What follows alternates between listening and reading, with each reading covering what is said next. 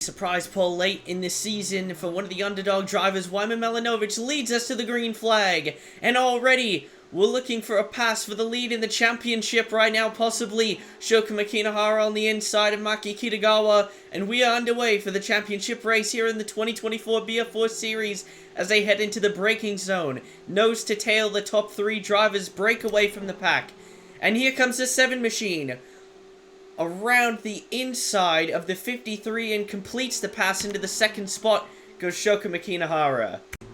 Let's check out a replay of how this pass got done. Makinahara gets in behind the number 53 machine, goes by on the outside, and then down into the braking zone here. I believe that Maki's actually gonna pull back to the outside and actually pulls through to take the second spot back, but then right here gets a bad exit, tries to block it, but not enough of a move, and Shoko Makinahara gets ever closer to snatching that championship away from Maki Kitagawa.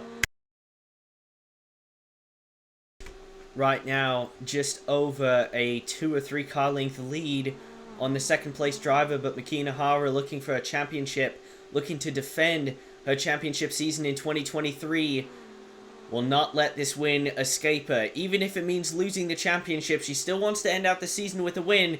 But Wyman Milanovic, the best start he's had so far this year, obviously looking for his best result of the season. Out of the final corner, it's going to be a big run off of the final corner and down the front stretch. Here comes the number 7 machine, pulling out the 16, trying to break the draft, but the 7 is there. Still swerving down the front stretch. We saw this.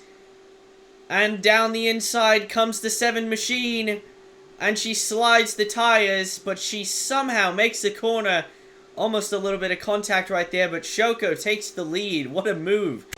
Already 2 cracking moves, either into or out of turn 1 in this race so far for defending champion Shoko Makinahara. Here is another look. Currently, Maki Kitagawa still has the championship spot by just 2 points right now, and swerving down the front stretch, back and forth, and then to the inside goes Makinahara, capitalizes, but almost sends it in too deep right there. Wow, just barely makes the corner, and I don't think she had any contact from behind either, so a fantastic job there by Shoko to get through. As of right now, the driver second in points is Shoko Makinahara by just 2 points, but is actually tied with William Tucker right now. Whoever finishes high in the standings is the driver with the most wins on the season, and that would obviously go to Shoko Makinahara right here. But don't look now, but William Tucker is slowly whittling this gap down. It's about 7 or 8 car lengths back from Maki Kitagawa's rear end, but it's slowly but surely shortening. And here he comes. It's about 6 now, down to 5 as they head into the double right-hander, and he might just get it here on those older tires. Bad exit for Maki Kitagawa as they come through the double right-hander into the braking zone. William Tucker, if he completes this pass, he'll be in second position in the points and only be 1 point behind the leader Maki Kitagawa, but you know she's going to defend this. She leaves the inside just a little bit open. She knows he has a run. That car is bad fast as they head down into the braking zone. Kitagawa's going to give it to him. He slots into the third and final spot on the podium and into second in the points by just 1 point right now. This is tight. Oh, massive crash. Down. And that is in the braking zone of turn number 1. It looks like we've got 2 cars involved. That is Mason Drown back there in the Mount VPN machine. I'm not sure who the car that's upside down is. Judging by a scoring monitor, it looks to be DeMarcus Fenhouse. So this was the 19th and 20th positions on the racetrack. And we've had a pretty big coming together here. Let's see if we can take a look at the replay here and see what happens. It's obviously going to be either wheel-to-wheel contact. Oh, hard into the outside wall. And I believe that the 4 car did a blowover there and ended up on its lid.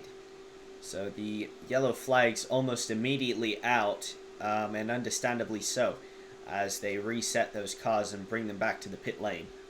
Take another look down the front stretch. This is where the contact's going to happen. Mason Drown in that light baby blue and white machine. And the 4 is DeMarcus Fenhouse, the orange mirrors and dark blue front end. And it looks like Mason Drown just chops across the nose of the 4 car, doesn't realize he's there. And that is going to be a hefty impact into the outside wall. Look at that, up into the air. The car glides on those newly found aerodynamics from the BeamNG team and lands upside down. Very, very reminiscent of Michel Pasternak early in the year at Motegi. And the car catches that air barrier, lands upside down, and skids along the grass where it comes to a stop. And that will take both DeMarcus and Mason out of the equation. Take another look here. This is on board with DeMarcus. Just unsighted. Nothing he could do. And it all happened so quickly here at Monza. First full course caution of the day comes out after contact between the 19th and 20th place cars. Massive contact for Mason Drown and upside down for DeMarcus Fenhouse. We'll be back after this short break. And right now, Wyman Malinovic and the 88 machine of William Tucker, their biggest enemy is that number 77 machine looming in the mirrors as he's attempted the undercut. And these two only have 1 lap on the tires. Chris Britza has 3 as he's in the grass down at the braking zone. But you'll see him close up. Oh my goodness, he goes wide. But I believe he has to run out of the corner. Here he comes to the inside. He takes the 4th spot away from Wyman Malinovic now down the front stretch. Big toe from the 88 machine. Will he cut to the inside here? Yes, he does. Side by side down the front stretch, and William Tucker tries to pinch Chris Britza to the inside. Look at how fast he is, and he takes the spot away from William Tucker. As we mentioned previously, the undercut works to perfection as the 77 machine of Chris Britza here is going to head down the backstretch and into the right-hander right here. Look at how fast he closes to the rear end of these two cars. Despite going completely wide in the corner, he cuts back to the inside, gets to the inside of Wyman Malinovic, passes him easily, and then right here, William Tucker really wants to defend this spot. He needs every point that he possibly can, as he's currently tied with Maki Kitagawa, or he was before this, with Wyman Malinovic in between the two, and they almost make contact headed down to turn 1, but Chris Britza takes the spot. And this is video moments ago. Colin Crown has taken his car to the garage, and a disappointing end to the already downright horrendous season for this team. They really need a bounce-back season next year. And for Colin Crown, this is just the cherry on top, I guess. Unfortunate for them, but hope to rebound next year. So this is the battle for the 11th spot between Kyle Reed and the ART driver, Marcus Rubens. Rubens heads to the inside right here, and we're going to slow it down here, but as they get into the corner, Rubens actually has the spot right here.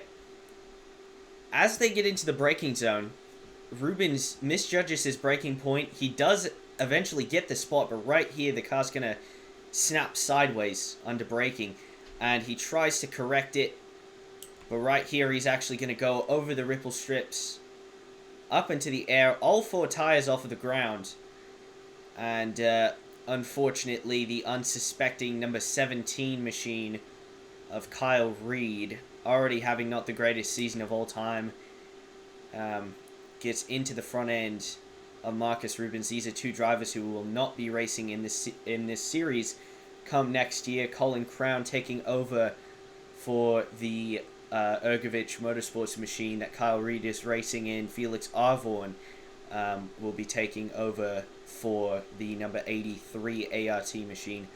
And an unfortunate end to both of these drivers' seasons as suspension damage takes both of them out. And right here, you're going to see a replay of what happened earlier in the race. Marcus Rubens just overcooks it, goes over the curbs, contacts Kyle Reed, takes him off the circuit. One of the craziest crashes, not the craziest, but one of the craziest things to happen all race long. And 83 takes the worst out of that one. Quick look on board with Kyle Reed after what just happened.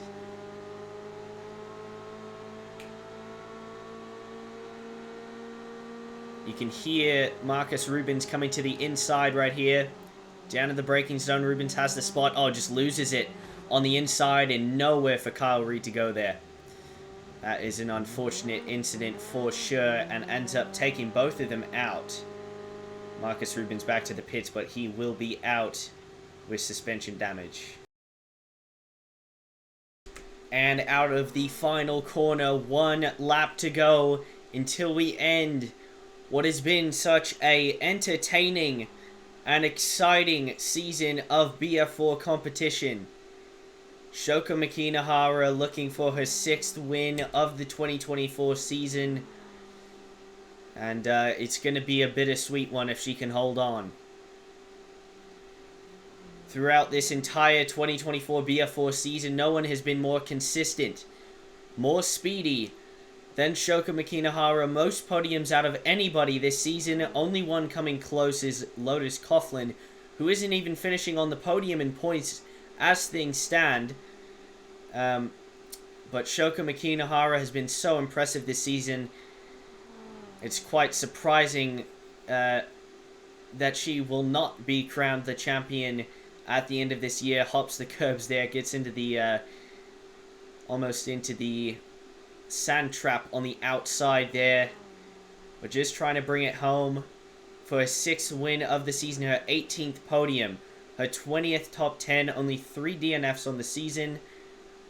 Tied for 2nd least among the top 5 drivers in points. And what an impressive season it's been, if not for that points penalty earlier in the season at Interlagos. We might be talking about something different right now, but unfortunately, that is not the case.